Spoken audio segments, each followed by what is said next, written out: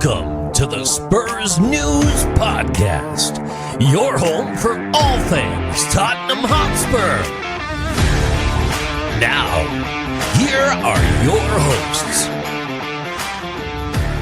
Hello everybody and welcome to a new episode of the Spurs News Podcast. I am Sam. Joining me back once again, it's Stephan. Hey buddy, how's it going? Yeah, all right. I'm still here. You're back. Oh, I mean, it's great to have you back, by the way, because it's been weird. I've been doing like celebrity guest hosts. I had my brother on. That was fun. Hey, we got a lot of good feedback for that. Yeah, that was all right. Yeah. The funniest feedback was like, you two don't sound like each other. It's like, well, no, we don't. We do live in different parts of the country. Also, my brother, for whatever reason, seems to want to sound more Cockney than he does Southwest, which is fine. Up to him. I mean, yeah, everyone makes choices. Everyone does make choice, yes, that's very true. But mate, you're back. I am. I know, because we're friends. Away from the podcast, we talk occasionally. We do. And I know for a fact that you have not missed Tottenham one bit, because you've been on a incredible adventurous family holiday, which we won't go down into because make people jealous and angry at you, and you know people don't like you enough as it is. True. I'm just curious, just for a moment. You've been away for basically a month, Yeah. here or there. In that time, how much attention have you paid, and how was your general mental health in terms of happiness and that around, because just to give a little context why I'm asking this is, me and you've been friends for a long time. We literally became friends via our mutual support at Tottenham Hotspur, kind of like a support system to each other. I didn't realise just how long we've known each other for. Well, and then the other day we were talking about something and you were like, yeah, like May 2030. I was like, what? Yeah, stuff like that does, because my brain still works in this kind of like time warp that was COVID. So I keep saying to people like, oh yeah, that was a couple of years ago. And they were like, yeah, it was like 2017. And I'm like, yeah, my brain's still stuck in this weird COVID bubble thing of like that was like 6 years ago. So on the day of us recording this, my little sister is turning 26. It's her birthday today. It's happy birthday. Wow, 26. She doesn't listen. She doesn't like football, but happy birthday to her anyway. Yeah. But she's now 26. She was born in the year 2000, and I'm still convinced that was like 10 years ago. 26, bloody hell, man. Yeah, that's frightening. She but was 2000, that was like 10 years ago. How could she be 26? Yeah, no, I get what you're saying. But going back to, so I know you enough, and fans of the podcast will know you enough that you sort of, every game, into it, react to all of it. So I'm just kind of curious, because this is probably the biggest break you've had, potentially, if you took a break from Tottenham fandom in your life. Yeah, and I'm just curious, because, in the past, I'm guessing you would have still been very much keeping an eye on everything. But this time I know you made... This time I didn't. I think based mainly on kind of where my thought process was of the club at the time. But I only knew... I think there was at least 2 matches that I only knew we had played a match because of our WhatsApp group chat. Yeah. Genuinely, I was out doing stuff with the family. I'd walk into a Wi-Fi zone and my phone would go bang. You got 50 messages on the Spurs news chat, and I was like, "Oh, now either something drastic has happened, or we've played a match." When you think about that and you say that to yourself, doesn't that kind of hit you as like, holy shit, that's how disengaged I am? I didn't realise just how disengaged I was until I realised I didn't even know we were playing a match. Yeah. That was when I kind of went, oh, wow, I really have fallen. Wow. Yeah. I've come from a stage where, especially the Poch era, where my entire kind of week would be kind of based around, when are we playing? Do I need to be in the pub to watch it on the screen there? Or can I watch it at home? Where am I kind of going to be on match day? fast forward to now, and I'm like, oh, we played last night. Oh, okay. Yeah, I mean, I know you're pointing to that period of time because that was a period of time of our most consistent, but you've been like that probably before that period of time. And also, I know you were like that even, like, so for example, the Jose period, Conte's period of time, even if there were parts of it you didn't enjoy, I know you've been that committed to it. Yeah, I've still been kind of right. Got to watch the game. Got to find a way. Right. Yeah. Even if like complained afterwards like mad, but like so to get to this point where two you are, seasons ago. Yeah, watched it and bitched for 90 minutes. That was I think it was the closest we ever came to a punch up. But it genuinely is like interesting to me because I've talked a bit about this before where the AVB into Sherwood period of time, I was so disengaged. Like there was hardly any players in the squad I felt any connection to, and I genuinely believe the fact that led into the Pochettino team where I did feel a connection to so many is largely the reason why that era for me was so good because he brought through the academy players that I'd been watching. So when I got that disconnected last time, I did just disassociate with the first team, focus on the academy players because it was pure. It was like people playing for the badge, it was just sort of enjoyment of football without all of the nonsense that there was everywhere else. That team felt like it was really playing for the badge. Yeah, because like the youngsters, it is football at its purest form. It is this kind of, I mean, a lot of them, because they're in the academy, are local as well, so they are Tottenham fans or their family are and stuff. And even the ones that aren't, when you're in the academy system and everything, you're kind of, all for the club. And they're all playing for a kind of goal of, we want to make it. Everyone on that pitch, there isn't one kid on that pitch like, maybe this isn't for me. Like, they are all out there. Every player wants to be a footballer. Yeah, and so there is a kind of pureness to that which I enjoyed, and it got me back engaged. And then Pochettino joined, and he brought a fair few of them into the squad, and all of a sudden it was like, oh wow, I've just been watching these kids. I mean, I'm going to say this, and I've said this before, but it's going to make people laugh because when it comes down to me giving an opinion on a player at any point, always keep in mind it is just an opinion, same as anybody else's. There is no amazing thing. So, like, if someone asks me about an academy player or anything like that, I'm like, oh yeah, I've seen them. This is what I think. Everyone always keep in mind that I told everyone that a player called Lee Barnard would be a 20-goal-a-season striker for us. I think he ended up at Southend. Yeah. And I told everybody, that anyone who'd listen, that Harry Kane would never make it and he'd probably be in Darlington within a couple of years. I mean, that's not your greatest crystal ball moment. It is not, but in my defence, he wasn't that great at that particular moment. And there was an element of, and this is difficult for me to say, but he was a bit podgy at that time. He wasn't looking like a football player. He looked more like a rugby second row. Yeah. And he wasn't that quick.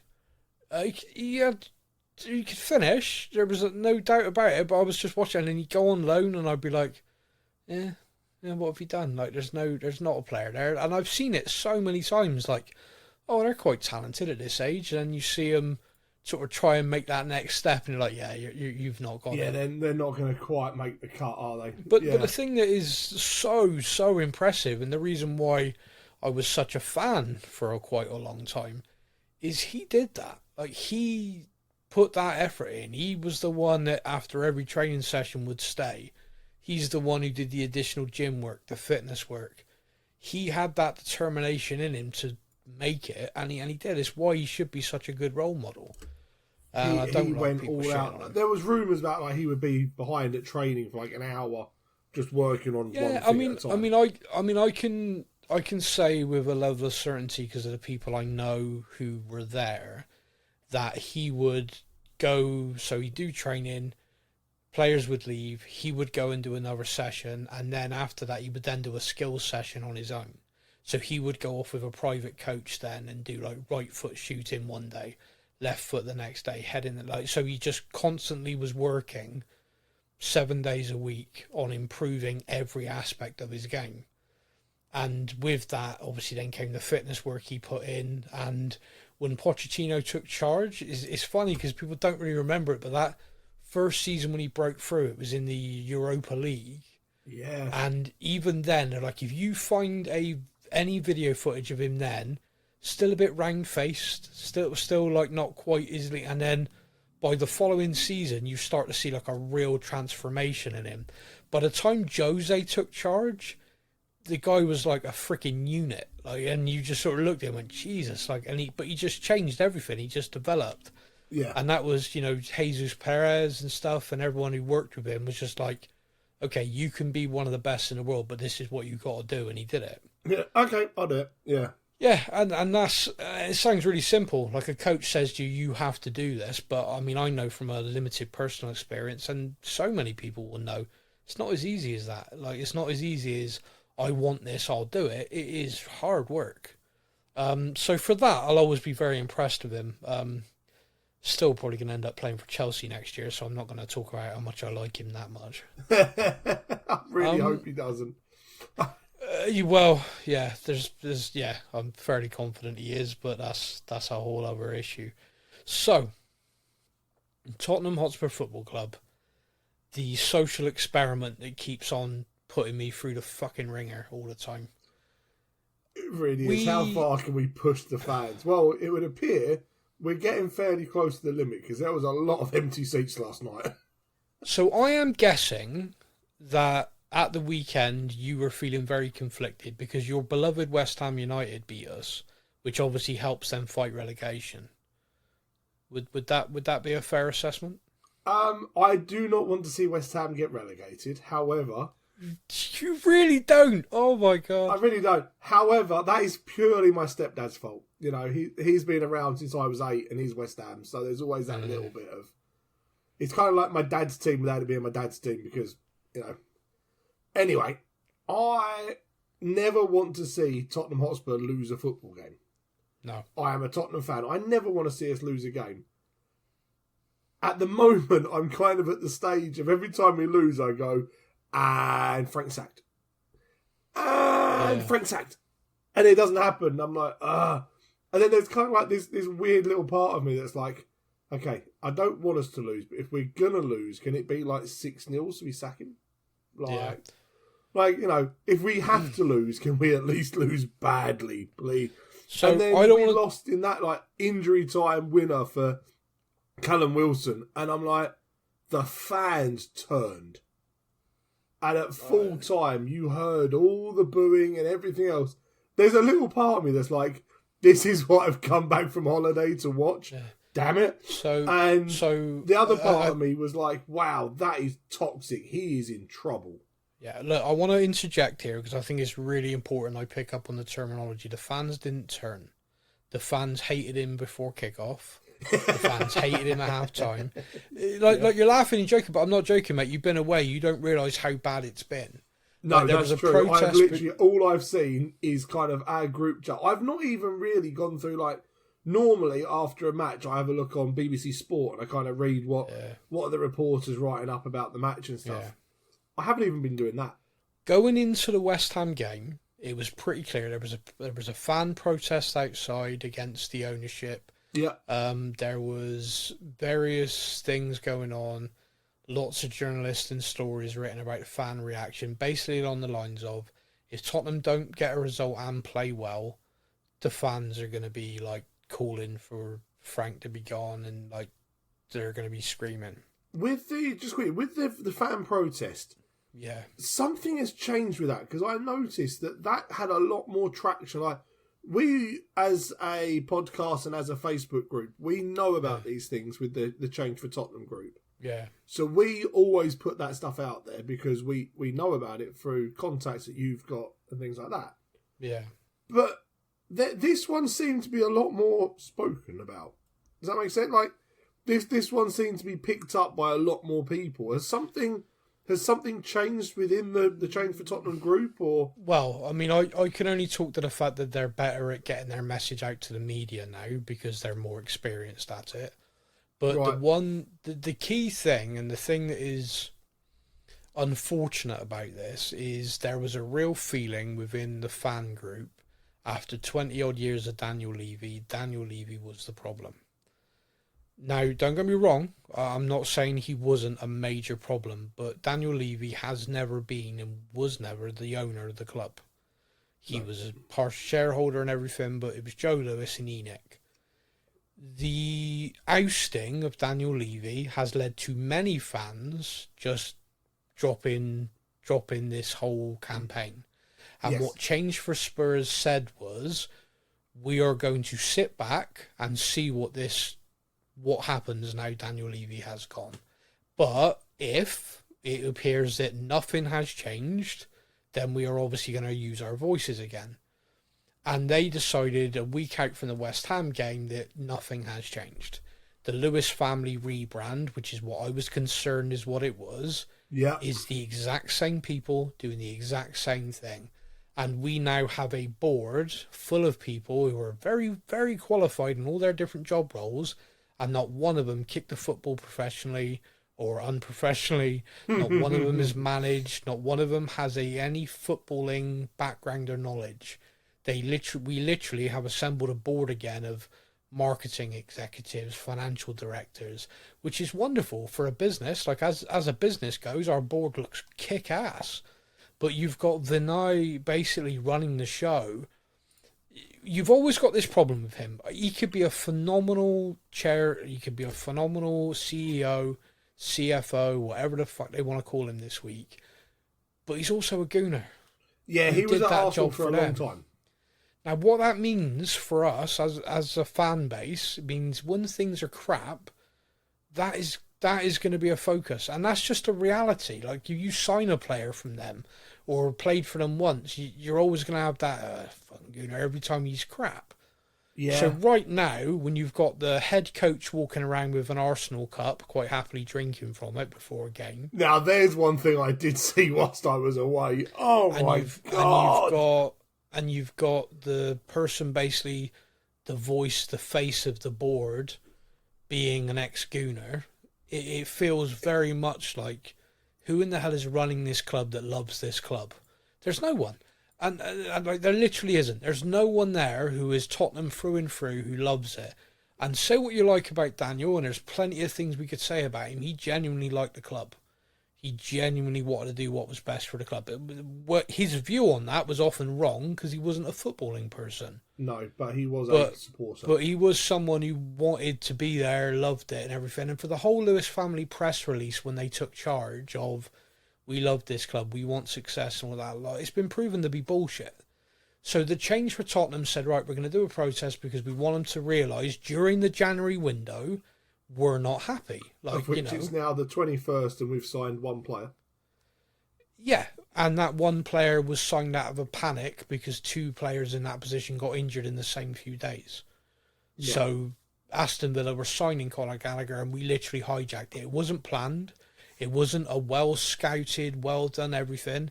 That was the club had scouted the shit out of him in the past, knew he'd be interested because he'd be moving back to London, and jumped in at the 11th hour to steal him because we were desperate and we needed to sign someone in that position. Yeah, because we were trying to sign him before he went to Spain, weren't we? Yeah, it's not someone Thomas Frank picked and wanted. It is literally a club signing for that position because, holy shit, Palhinha's just got injured as well as Bentancur. So that was all it was. It was just a panic buy. So that isn't a well-planned, executed plan in January of improving the squad, is it? It's not. Oh, it's definitely. I must say though, in terms of panic buys, he is one I'm very happy by. Yeah, but that's a whole side story. Thing. Like, you know, I wanted him under Ange because I thought as an Ange player he would be incredible. Like, you look at the players we've signed and you look at the way Ange wanted to play football. We have the perfect squad for him. Yeah. Like no bullshit. You think about the style of player Xavi is. Yeah. And you think about the style of player Conor Gallagher is, like the water carrier sort of thing. Does the hard work, gives it. Palhinha as a defensive, like Palhinha, Gallagher, Xavi as a 3 for midfield under Ange is ridiculously good. And then you combine that with Gray, Berval, Maddison with a Bentancur filling in. You see what I mean? It's like the squad there under an Ange type manager is built for it. It's almost like, and I said this jokingly, but the more I thought about it, the more I thought, shit, I think I'm right. It's almost like the transfer department are a year behind the requests of the manager. Like their inbox is so full, they're like dealing with requests from a year ago. Because you look at the signings constantly, and you're like, yeah, that you needed that. We needed that last year. What the fuck are we doing now?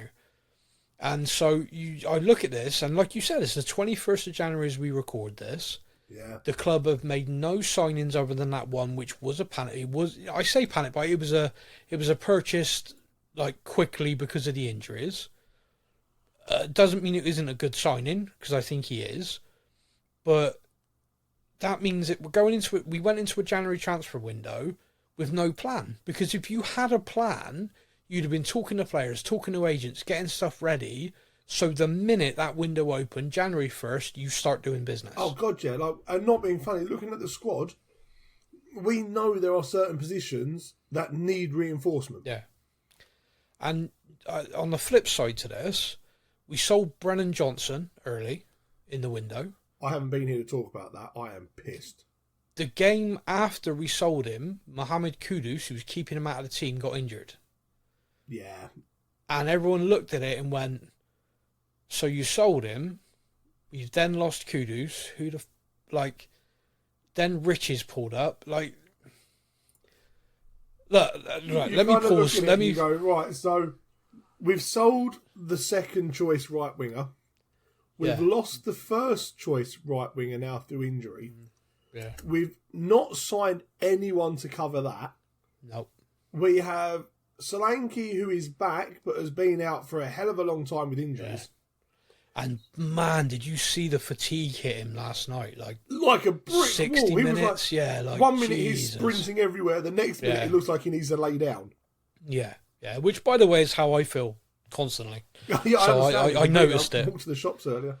Knackered. Mate, let me hit pause a second, because I want to say to you, I want to give you the opportunity here. Brennan Johnson. Yes. When we signed Brennan Johnson, it wasn't a player I was massively excited to sign, because I was just kind of like, seems a lot of money. I haven't seen enough of him to be really that infused. You were the opposite. You were over the moon with the signing. In the time he's been with us, Polynesian Dan made a brilliant comparison the other day, which is absolutely fair. He compared him with Nasser Chadley, who I used to just call the Chad, because Nasser, or Nasser, however it was pronounced, would basically be in a game, you'd not see him do fuck all, but then would score, and you'd be like, yay, best player ever. and Brennan Johnson had that ability where you'd be so frustrated, like, what's he even done? Where is he? Oh, he scored twice at the back post. Brilliant! Back post Brennan, best striker ever. And so I completely got that comparison. Like, Polynesian Dan was spot on with that. There were a hell of a lot of games, both me and you, after his signing, were quite frustrated with his input. Or output. And then last season, he was literally our club's top goal scorer. Yeah. And so I look at that and I'm like, that you got to find a way to get the best out of that player, because he's clearly a very good finisher. I genuinely believe he was the best finisher at the club. At the club, yeah. With Solanke injured, I'd say 100% he was. So give me your thoughts on that then, on the sale of Brennan Johnson. What do you think about it in terms of the club decision, for the player, and also in terms of the timing? I was genuinely devastated. Genuinely. Like, he was one of my favourite players at the club. I was very excited we signed him. I don't know if I was so excited because I could see the potential and stuff there, or what it was, but I was incredibly excited we signed him. I was over the moon last season. He was our top goal scorer. He scored what will go down as probably the most famous goal in my lifetime. Yeah, maybe. It's between that and Jonathan Woodgate's face at the moment, let's be honest. Yeah. And the fact that we were willing to sell him, I was devastated by. And I think for himself, it's a great move. If Thomas Frank wasn't going to play him, at his age, he's still quite young. He wants to play football. He wants a decent career. I understand why he would go. I understand why he's probably very frustrated sitting on the bench when he knows, how many clubs in England, in Europe, wherever, have a top goal scorer and then sit him on the bench for the rest of the season, like the next season. You don't. You find a way. You got a player of that ability to score those goals. You find a way to play him. Thomas Frank didn't. I can understand. A good bid came in. Crystal Palace's record signing. A good bid came in. He's going to go play football. I hope he does fantastically well at Crystal Palace. I still think he should have been playing as a number 9. Or at least tried there. But there it is. Yeah. I am still. I'm still hurting a bit. So on that, just some interesting things that I'm aware of. One, incredibly popular in the squad, which led to a real issue with him being sold. Yeah. Anyone who's ever played Football Manager will know sometimes you sell a player and everyone kicks off, and it pisses you off. It would appear in real life this caused quite a problem. There were a number of players who went to see Thomas Frank, including Romero as the lead of it, to say how annoyed they were at this situation. There's various reports on this along the lines of Brennan Johnson himself was pretty upset at how he was being treated. So when an opportunity came along, he was like, yeah, okay, I'll leave because clearly you don't want me here. There were discussions amongst players along the lines of, no, stay, Brennan, don't go, because hopefully this fucker will be gone soon. Which you can now look at the performances around that sale and watch the players. You can see there's a real element of, like, fuck off, basically. We've seen it from players at end of games so far. Yeah, just walk straight past him. Now, the Brennan Johnson thing for me also was kind of amusing because our fans treated him like shit. Like, he had to come off social media at one point because of the stick he was getting from our own fans. He then went on to be our top goal scorer to the season, scored a goal, became a bit of a legend because he was clearly shit-faced during that parade.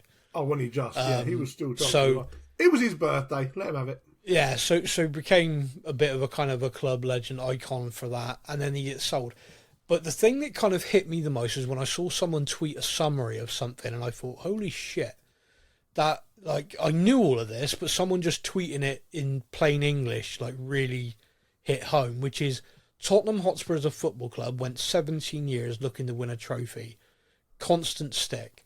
They finally achieved that goal, and in the summer following it, sacked the manager that did it, sold the captain of the team, and the top goal scorer, who was also the man that scored the winning goal in the final. All within 6 months of winning a title. Could you send a clearer message that we are not about winning trophies? Oh, 100%. Absolutely. Like, all we care about is being above mid-table in the Premier League because of the income. But like, I know it's like all of that we knew. Like, all of that as fans, all of that information we knew. But someone writing that down and going, what message does that send the fans? But more importantly, what message does that send the players? Because there has been this constant problem at Tottenham, which has been talked about to death, which is clearly the hierarchy at the club sends signals down to the management and the players that winning a trophy doesn't matter. Being competitive, looking like you want to win, is all that matters as long as you finish high up in the league. And because that has been the consistent message, every head coach, for as long as I can remember, has focused on that. Even Pochettino would sack off all of the cups, including the Europa League, to make sure he was pushing Champions League or in the top 4.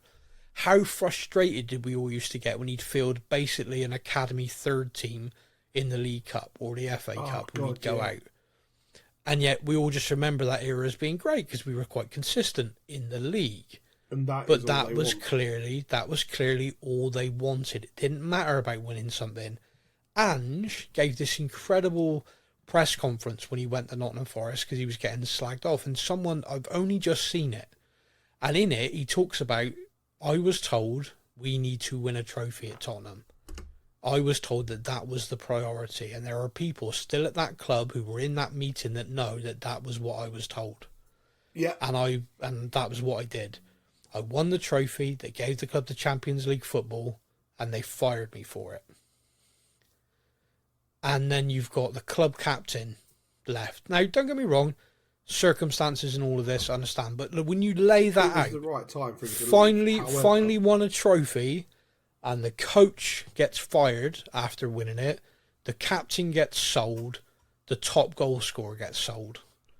Yeah. And we're currently a team struggling to score goals in the league. Yep. Like, and have been all season. Like, we are struggling to put the ball in the net. And it makes me laugh. Like, don't get me wrong, Judas has come on, and he's played well for the first few games. Yeah. But he's not exactly set the league on fire. He's not exactly banging in goals left, right and centre. No, and you had Brennan Johnson on the bench, who was our top goal scorer. With respect, mate, we could have prime Messi, prime Maradona, and prime fucking anyone up front right now, and we'd be not scoring goals because our system is shite. Yeah. Like, someone did this whole key passes metric and thing. So, you can track now so many different stats, but there's this one about free balls and basically passes going forward to try and, like, offensive passing. We're not only bad at it, we are rock bottom in the league for it. Now, what is amusing to me is I'm then seeing people slagging off the players. Oh, whatever manager it is, it's the players, it's all the players, all the players. Every single metric you can measure on this thing was better last season. Every single offensive metric of passing, passes completed, passes in the final third, completed passes in the final third, through balls, offensive key passes, assists. All of these players that are so shite now that they can't play football were doing all of this last year. So it's clearly a coaching thing, a system thing, a setup thing. Something has changed that is making that drop-off happen.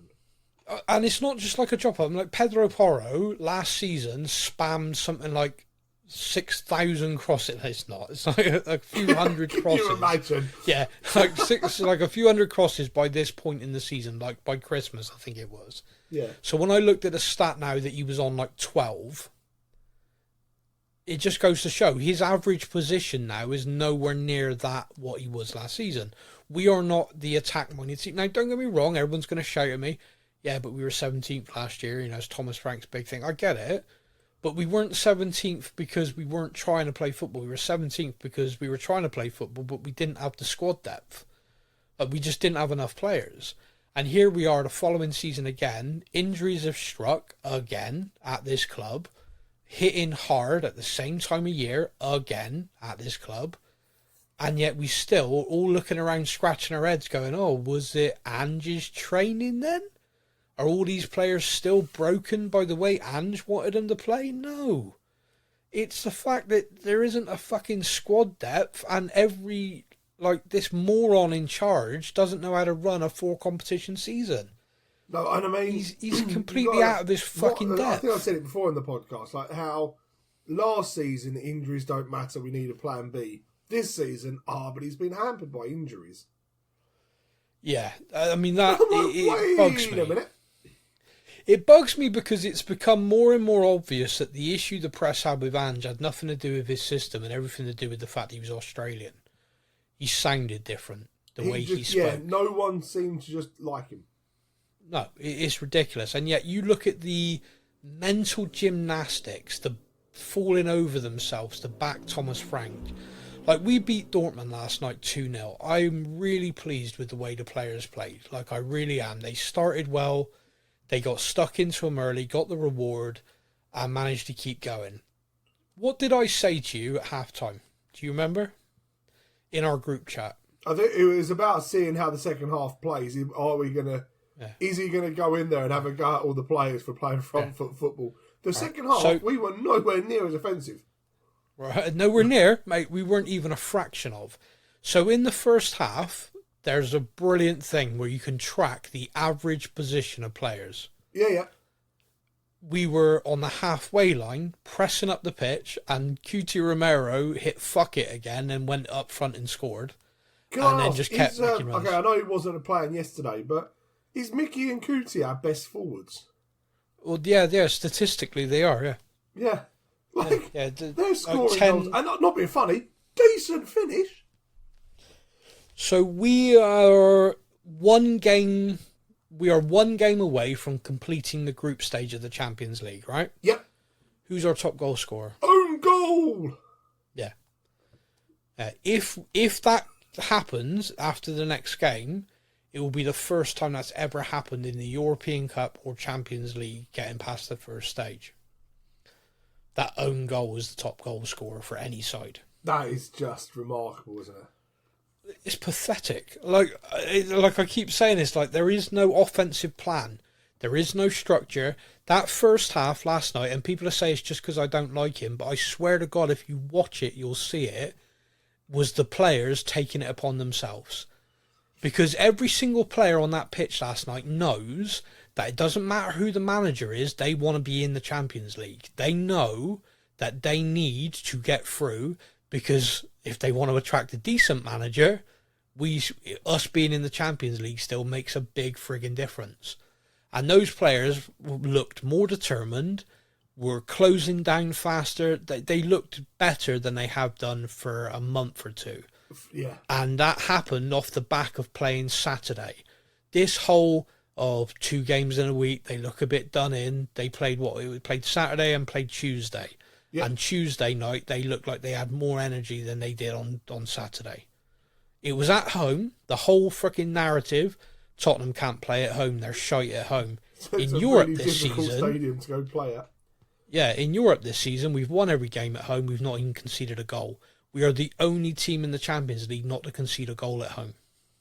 Which is a nut statistic, really. When you look at everything look going at our on league form at at this home. club, that is look a at our nut statistic. Look at our league form at home. Our domestic home form compared to Europe, where we've not lost in like 20 plus games at home. It's almost like the team are winning in spite of him, not because of him. Well, this is what I'm saying. That first half, anyone watch it, the average player positions are all over the place. They're swapping, they're moving around. It was Ange-like. They were interchanging. They were like, someone would go, someone would stick. It was like the players were doing it themselves. And there were 2 occasions where certain players went over to talk to Thomas Frank. There was one moment where QT went over to him, and I got obviously no idea what he said. I dread to think, to be honest, sometimes with QT. But second half, I said at half-time, that's not on him. I know I don't like him, and I know everything I say, everyone just rolls their eyes. But that was the players took that game by the scruff of the neck. Also, Dortmund show up thinking they were going to roll over us, which I don't blame them for. And they were ridiculously open early on. Yeah. And just as they were realising, shit, okay, we're in a game here, that a player got sent off, which obviously opened up more space. That is going to make a massive difference. But we're going into the second half. No changes at half-time, despite the injury problems, right? Yep. 2-0 up against 10 men. Nah, fuck it, stay on. Let's see which one of you can get injured first. Oh, Bergvall, brilliant. What fucking management is that, by the way? So you're 2-0 up against 10 men, yep. And we literally just sat. Yeah, there was some offensive play at times. In that amount of space, of course there's going to be. But how in the fuck did we not press on and score again? Do more. Do anything in that second half compared to the first? Because at half-time, we went into our structure. Average positions of the players in the second half, other than one mental counter-attack, which Pedro Porro should have scored from or crossed it to Romero, those 2 were sat in our own half. Yeah. Where in the first half, all over the place. At half-time, it's not the first time. There's been a few games we've looked okay in the first half. And second half-time, half, they've clearly got a bollock in. That's not how we play anymore. Oops. It is frustrating to me. Now, if this, right, I will say this now. If we play like that and play well and win our next league game off the back of it, I'll step back from my Thomas Frank should be hung on the centre circle. Because that's where I'm at. I don't want him sacked. I want him executed. That's how angry I am. So I will step back from that and just want him fired again. If we win our next 5 games playing really well, I'll say you can have to the end of the season. But I still want him fired then. Yeah, and the thing is, like, I kind of can understand slightly the 2-0 lead in Europe. Let's keep hold of don't throw it away sort of thing. I can understand that. I can understand that around the 75th minute. Yeah, exactly that. Like the last 10, 15 minutes. Yeah. Right, guys, shore up. We can do this. Yeah. He brought on Byfield for his debut. Yeah. I was over the moon for the young lad. Yeah. Good on him. Like, I'm really glad he got his debut. Youngest ever player for us in the Champions League. Yeah. Put in a good performance, to be fair to him. Yeah. But there were attacking and midfield options that could have come on instead. Yeah. And his first thing was, put a defender on. Yeah, brought a defender on for a midfielder, moved Porro. So by that point in the game, Porro and Spence were both in midfield. Yeah, it was a weird. I'd say it was a weird setup. It wasn't. It's kind of what we expect now. We basically had 6 defenders on the pitch, a midfield, and Kolo Muani, who I can't tell if he's unfit, lazy, or a bit of both. Could be all. I will say as well, like, moving Thomas Frank to one side, then everyone knows my opinion there. I can't stand him. Every time he speaks, I want to throw things. I can't stand him. The bloke is awful. I just want to tell him to chew with his fucking mouth shut. I will say, and I say this, and I mean it, and I say it to you because you'll be the one who needs to take over. I do think if he's going to stay for the season, I need to go. Like, I think I need to go out on loan. I might go off and Welcome to the AFC Wimbledon News Podcast. It'd be Torquay United for me. That'd be. I'll just go and support them for the rest of the season. Like, I'm deadly serious because I do the Facebook updates. I do this podcast, which means I watch every minute of every single game. You do. I listen to that son of a bitch talk like before games, after games, press conferences. I go through all of this shit all the time. I want to, like, I can't stand him. Like, I'm literally at this point where it's like, years ago, like I said, AVB into Sherwood, I walked. I was like, I'm just going to follow the academy side. I can't watch any more of this shit.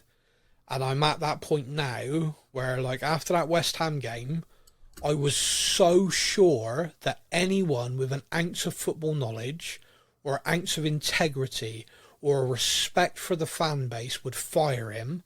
I lined up on our Facebook page the image of him fired, breaking news, because I was literally just waiting for them to confirm it and I'd hit post. I was convinced. Not only for the performance, but the result, the previous 7 performances, and the reaction from the fans. Oh, mate, the previous 7 performances, which Thomas Frank says last night, our last 8 games, we've been really close to winning all of them. Okay, now I don't mean any disrespect, but that is such a Brentford answer. Yeah. Like, that is such a lower mid-table team answer. Oh, we've been so close to getting something out. No. Now, don't get me wrong. I am fully understanding that when you have only won the amount of trophies that we've won in the last 20 years, we cannot think of ourselves as a Chelsea, a Man City, a Liverpool.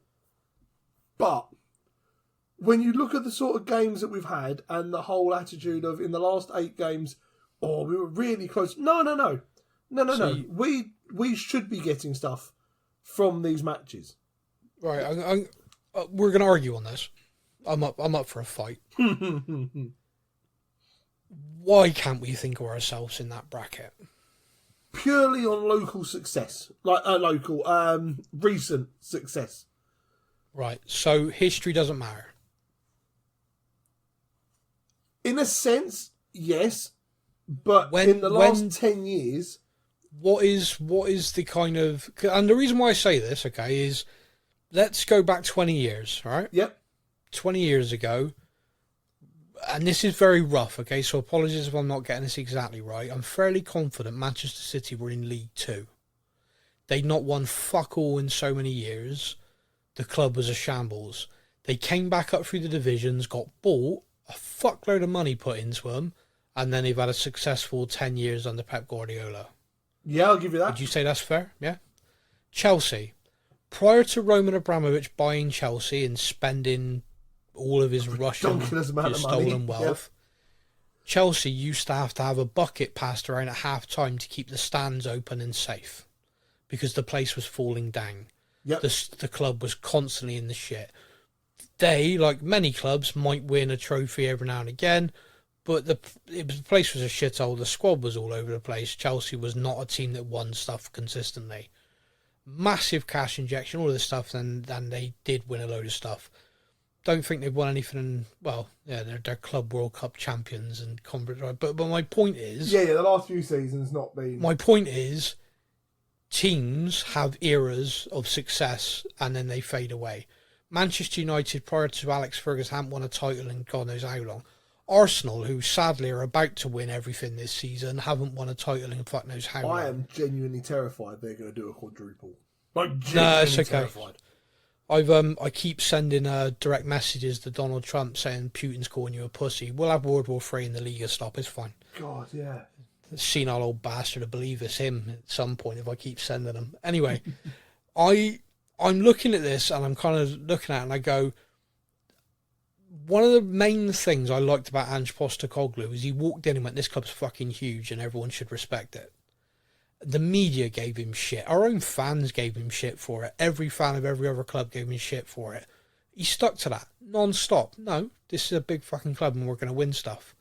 This club's big. Like, this is, people should be coming here to play here.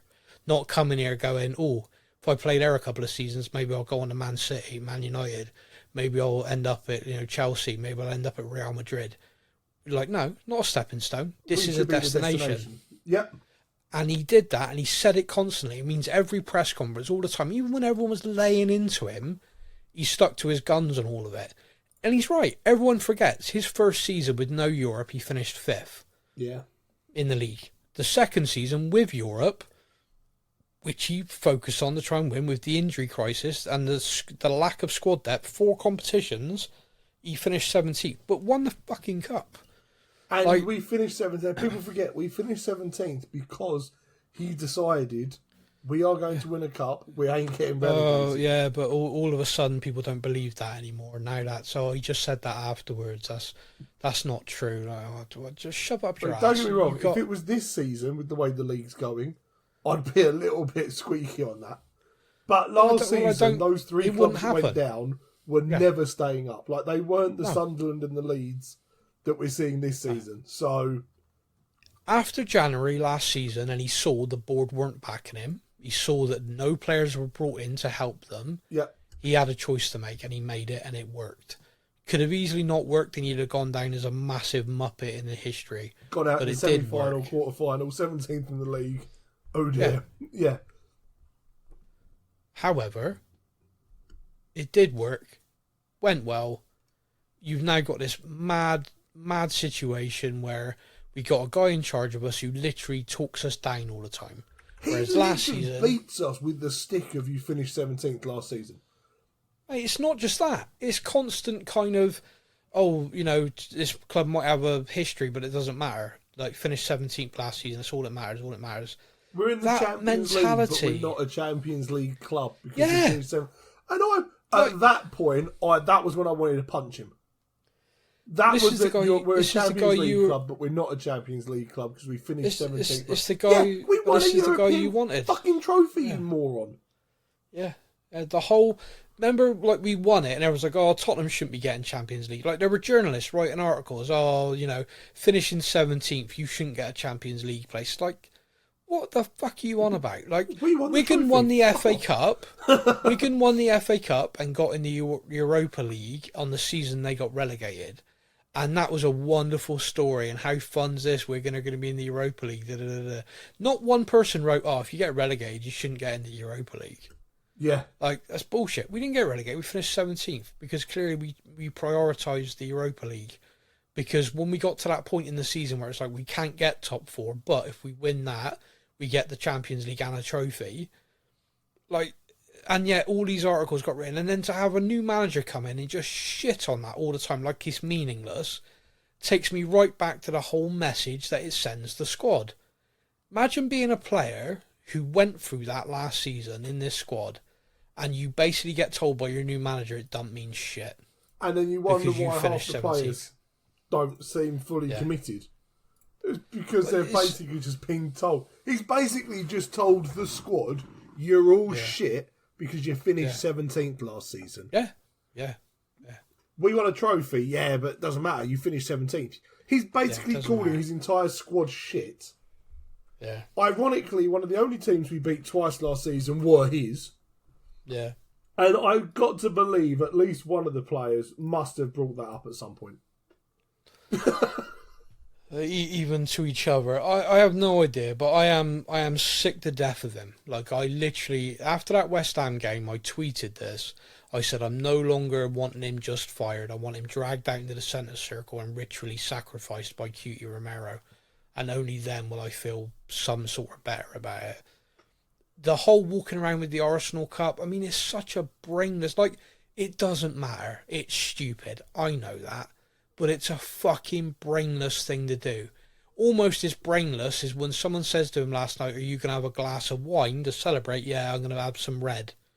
Yeah, brilliant. Yeah, well done. That's not going to piss anyone off.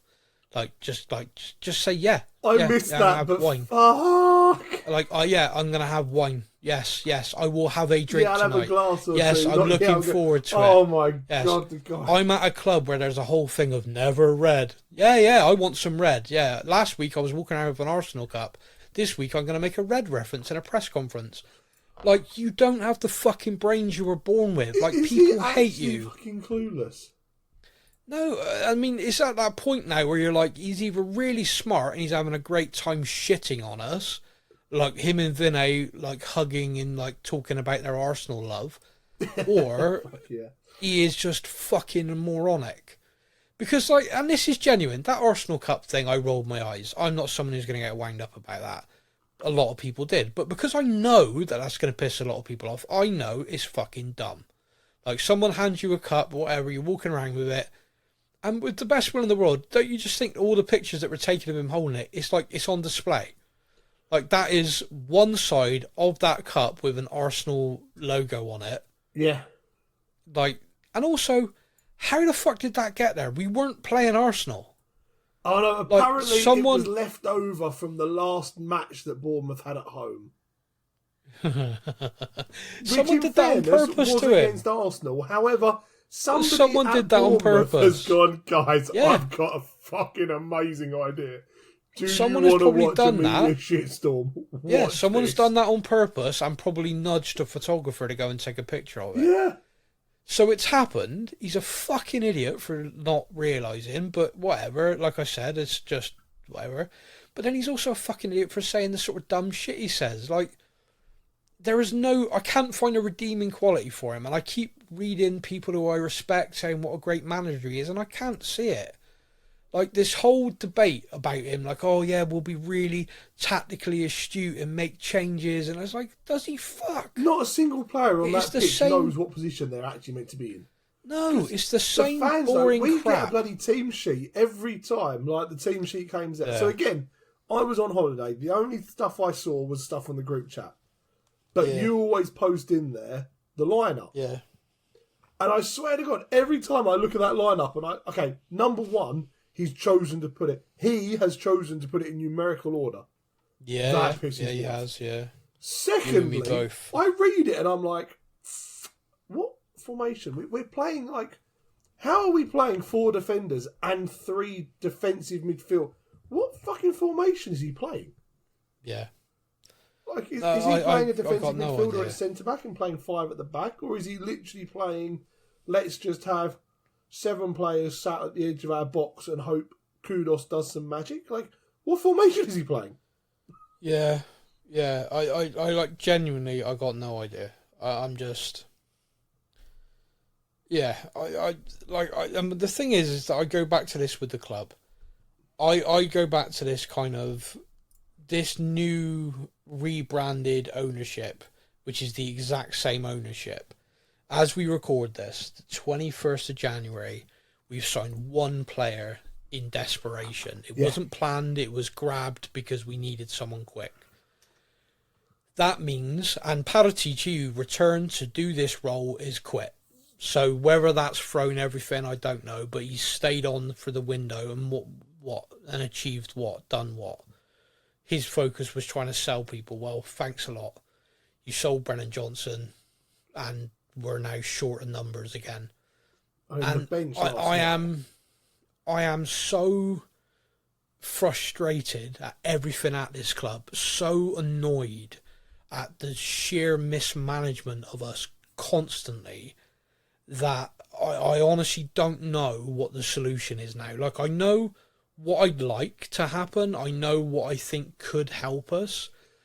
And I am just so in despair of, I cannot see a way out. And I said this the other day, and I'm now only half joking. I genuinely am starting to think the only thing that's going to save this football club is either them selling, which apparently they're not going to, or us getting relegated and having to be forced to do a reset. Because the whole squad will fuck off. I mean, it'll give a chance to a load of our youngsters, which I'll be quite happy about. But you see what I mean? Like, Aston Villa got relegated in the year before we were a Champions League finalist. Yeah. They've then since come back up and have overtaken us by a mile. They are so far beyond us now as a club and the way they're running, because they are running a club for sporting success. Yeah, they're on the fucking absolute brink of being penalised for financial fair play. Yes, their wages to income ratio is dangerously high, but they're running it to win. They're not running it as a balance sheet business operation. They are running it as a football club, and they are taking a risk for success. And they are closer to it than we are, and we have been in a long time. Last season, we had a manager and a squad that did actually finally achieve something. And the message that our owners decided to send was, we don't do that here. And let's get rid of everyone who achieved it. Yeah, the captain, the manager, the goal scorer, all gone. Yeah, all gone. And so those that are left now know winning means nothing at this club. Because that's the message that's been sent. It's terrifying. Winning a trophy means fuck all. It's absolutely terrifying. So that's our show. I don't know if I feel any better. I just feel angry. Dom Solanke I'm just scored his angry. first Champions League goal.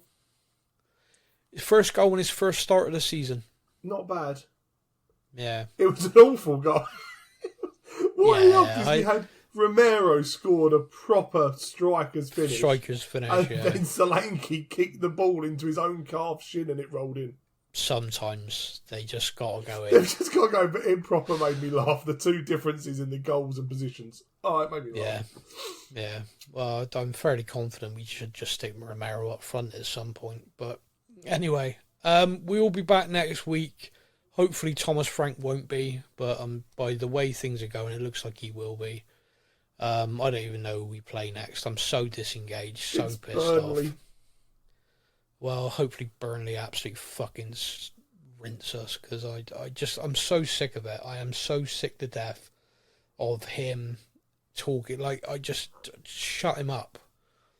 Like, I don't care. Like, he's so awful. Burnley, that are pretty much one of the favourites for relegation. I guarantee in that pre-match conference he'll be talking about how it's going to be a very difficult fixture against a very well-matched team. It's a relegation 6-pointer then. Okay, everybody. We'll be back next week to discuss that. Hopefully Thomas Frank's been pushed by then, but who knows. Get in touch as always. You can let us know your thoughts. You can get in touch via any of the socials. You can get in touch direct to us at sam@spursnews.co.uk. We do check it all. We do go through it, and we'll read some out next week if anyone does. Until then, thank you for coming back to me, mate. Yeah. It's been fun. Yeah. Everybody listening, you all take care. And come on, you Spurs. Thank you for listening to the Spurs News Podcast. We hope that you enjoyed the show. Stay up to date with all things Tottenham. Follow us on social media. All links are in the podcast description.